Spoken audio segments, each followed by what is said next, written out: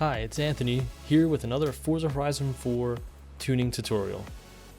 In this one, we are going to take our 1100 horsepower Supra and turn it into a drifting monster. If you missed the last video, we did some serious power upgrades, retuned the suspension and transmission, and hit over 260 miles per hour. For this video, our upgrades are a bit simpler. All we are going to do is keep our existing upgrades and switch from the race suspension to the drift suspension. This doesn't change weight or performance index. Let's take it over to this drift test area by the airstrip, and here we can practice some donuts and figure 8 type maneuvers. Forza applies a default drift setup that is not too bad. It automatically changes your camber, caster, and then resets springs and dampers. But this means our balance tune from before is gone, and now the car is set up like it's heavier and like it has the stock weight distribution still. And drifting is all about balance at the limit, so let's rebalance this chassis and change some other values that also help with drifting. We are going to use the Forza Tune Pro app to work out the math as fast as possible. And to make it even faster, I'm going to pull up our tune from the last video, which was saved here. The less typing we have to do, the more time we can spend driving. Instead of a standard street tune, we will select drift.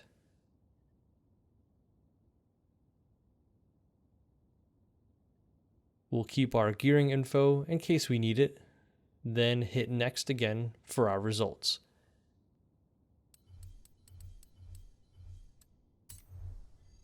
Our tires are already set, and we're going to leave gears as they were in the previous video. We make the camber a little less extreme and make a few other changes to alignment. Then we rebalance the anti-roll bars and also make them a bit stiffer. Same with springs. We bring it back into balance with a firmer setup. And lastly, dampers get drift-specific tuning as well. Aero is not usually a consideration in drifting, and brakes will be the same as previous videos. And lastly, we make both acceleration and deceleration values 100%. So now we have our balanced drift tune, which is a bit easier to control and less snappy. If I was only doing low speed, tight drifting like this, I might change the tune customizer a little towards oversteer, and this would help speed up the transitions a bit. So yes, the tune customizer is very handy for drift tuning as well. But I'm going to leave it as it is for now and head over to some of my other favorite drifting spots, like the city circles here in Edinburgh.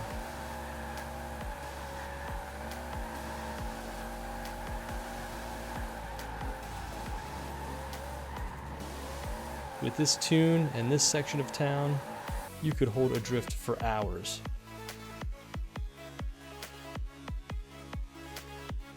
With telemetry on, you can see how stable the drift tune is. Most times we can keep nearly full throttle and only need to worry about steering.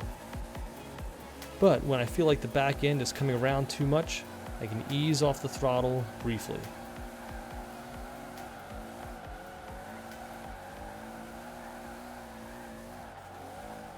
So to recap, we started with our 1100 horsepower monster Supra build from the last video. Then you learned how to quickly adjust your tune settings using Forza Tune Pro. We explored a few spots that are good for practicing drifting, like the airstrip and the city circles. And if you're doing a lot of tight radius drifting at slower speeds, or if you have a lower power car, you may want to go into the tune customizer and add some oversteer for your drifting. There are different ways to tune for drift, and this is one approach that I think suits the most people. But again, you have options to customize it as you wish. In our next video, we switch over to another Japanese classic, the Mitsubishi Lancer Evolution. We'll learn how to quickly create rally tunes for great driving in dirt, mud, or snow. Stay tuned.